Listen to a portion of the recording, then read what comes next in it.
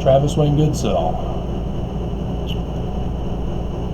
I'm having to file another notification to Judge Waddups.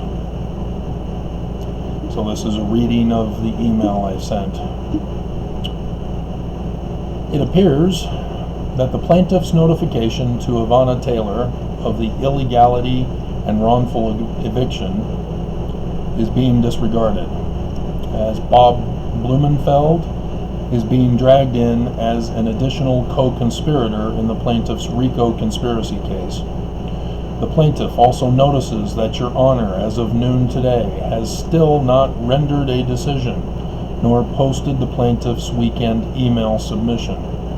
The flooding turns out to be due to the neglect of the property management, Danville Development, to have the sewer pumped. The plaintiff also is presenting Stanley Smith Stevens. The Wikipedia page is posted about him, or linked to him, who developed the psychomanipulation of dichotomous and non-dichotomous categorizations, instead of using hard science measurements and theory development. That's a new sentence, sorry. Instead of using hard science measurements and theory development, Utah native Stevens, Utah native and Mormon, and Ogden Mormon, Stevens designed a psychological method to divide and conquer by placing people into two categories and then into a spectrum of categories.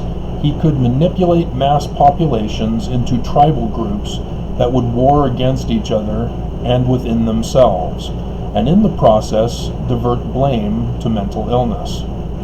This is why judicial conduct prevents judges from trying cases where there is a conflict of interest in order to prevent bias for or against a particular party in a case.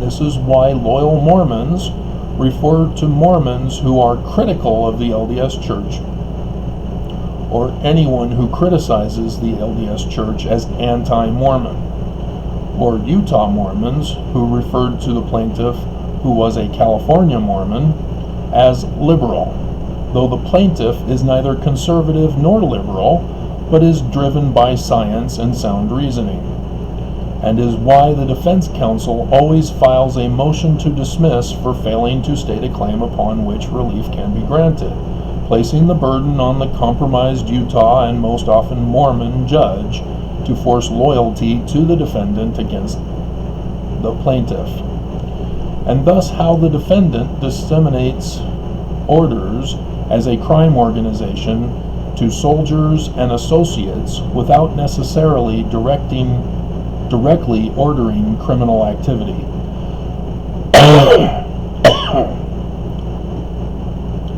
Dr. Cohn was pressured to protect the defendant against the plaintiff in 2008, and for her loyalty was rewarded financially by the defendant.